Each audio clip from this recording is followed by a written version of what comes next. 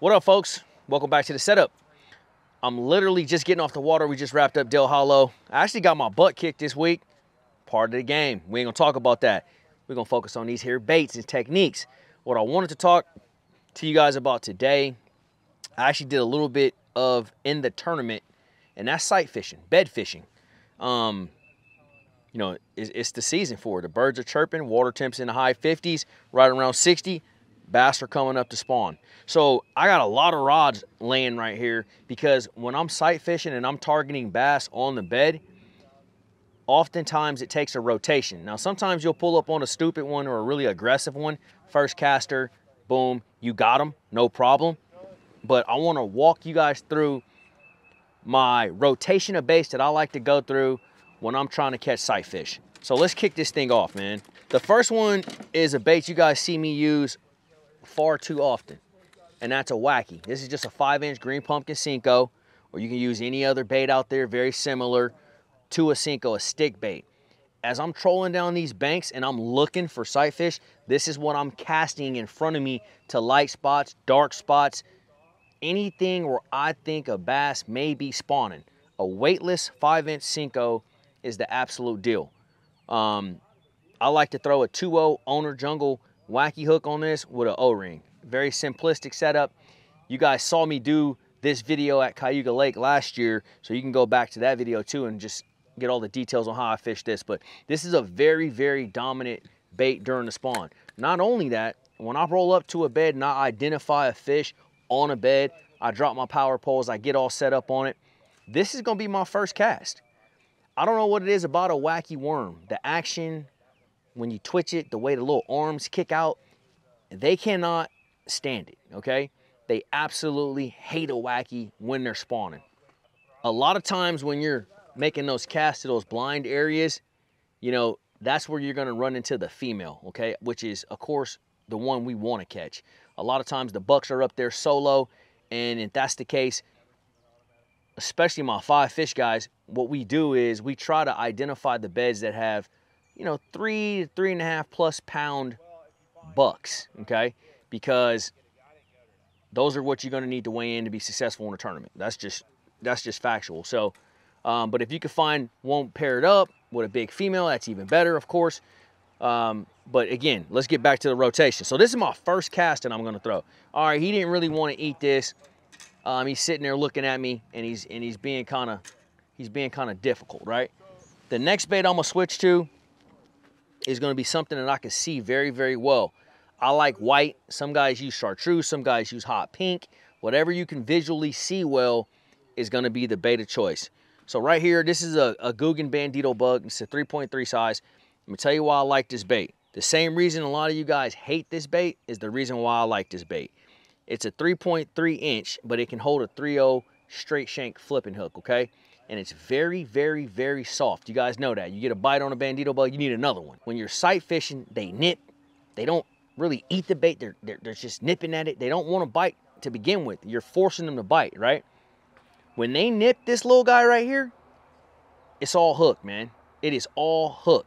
And your hookup ratio with this particular bait is excellent. And that's why I choose a 3.3-inch Bandido Bug in white. And then I'll also have another rod rigged up with something really natural. Something like Blue Baby, Watermelon Red, something like that, okay?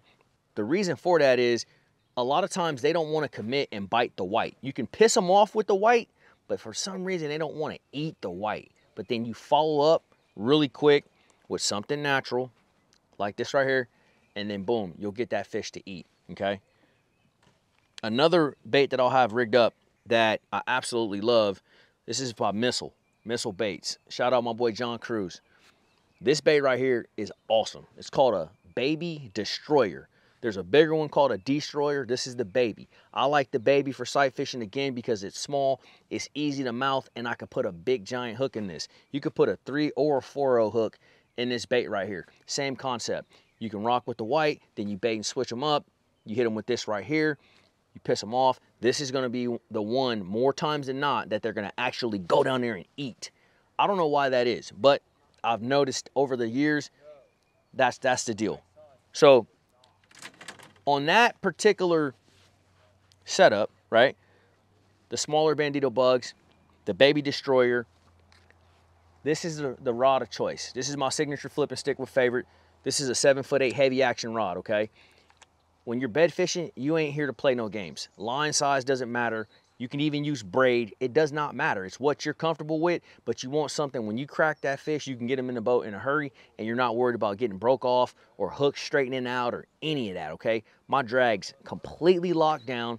I'm throwing 25-pound Seaguar fluorocarbon, a 3/0 straight shank hook, and the weight of choice I like, for whatever reason, this time of year during the spawn, a 5/16 is a really good size weight. Even if I'm just pitching and flipping at targets and I can't see the bed, I really like a 1/4 to a 5/16 up to a 3/8. Unless the wind's just blowing really hard, I try to keep it in that range. It seems that those spawning bass will pick up and actually mouth and carry off a lighter bait. So the lighter Texas rigs, in my opinion, work a little bit better.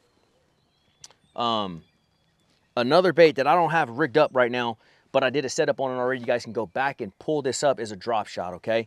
A drop shot excels finicky bed fish. They don't want to play ball. They swim up there. Every time you cast, he swims off. Dang. He comes back in 3 minutes. As soon as you cast the bait over there, he swims off. I love a drop shot because this is why. What I'll do is I'll pull those power poles up. I'll make a pitch on that bed. I'll troll out in the middle of the lake, 30, 40, 50, 60 yards where I know that fish is nice and comfortable. Hit spot lock, chill out for a minute. Just let that bait sit there. Wait about 2 or 3 minutes. Then you start working that bait. Now, mind you, your bait's way over there, okay? So when you get bit, you need to set the hook pretty good. But you sit there and you work that bait on the bed way away, 30, 40, 50 yards away from that bed. That bass gets back up there. He's cozy and comfortable again. And then all of a sudden, he sees that worm twitching. They cannot stand it. So something bait-wise, Robo. When it comes to drop shot, I'm almost exclusively throwing Robo worms. There's a few other baits out there that I'll play with, but a Robo is hard to beat, man. Whatever color you guys like. Something bluegill colored during the spawn. Bold bluegill. Aaron Morning's Dawn is an excellent color. This one right here is actually Ayler's Edge. I like that. Has a blue belly on it. Gives off some bluegill hues as well. Anything bluegill pattern on a drop shot, okay? Definitely works good. But make sure you pitch him up there and then go ahead and get away from that bed. A lot of times that fish will bite. And then last but not least, man, I really like, this is another bait that I like to cover water with, is a line through swim bait, okay? As I'm cruising on the bank, this is something I'll throw up ahead of me and I'll just wind back. If you wind this bad boy over a bed that you can't see, a lot of times that male or the female will slide up off that bed and eat that swim bait. Okay, so this is a really, really good deal.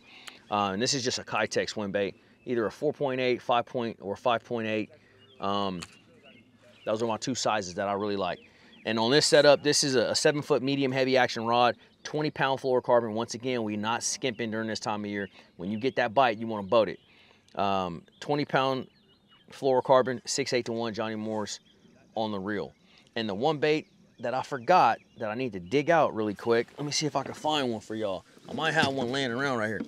Y'all know I love this bait. Oh, here he is down here. He ain't too far from me, never. I gotta get down here in this trash bin.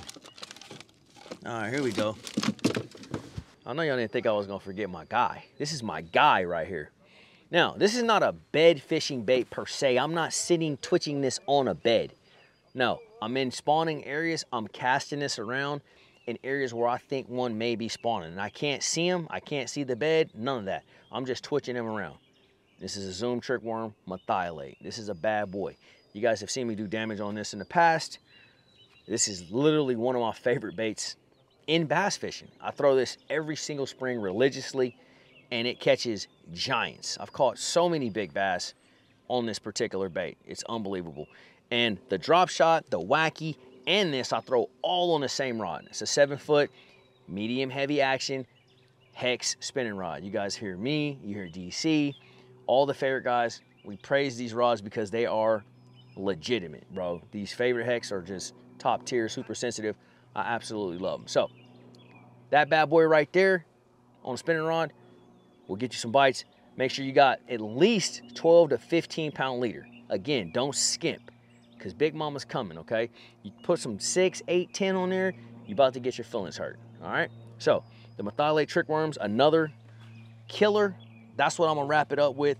I appreciate you guys, as always.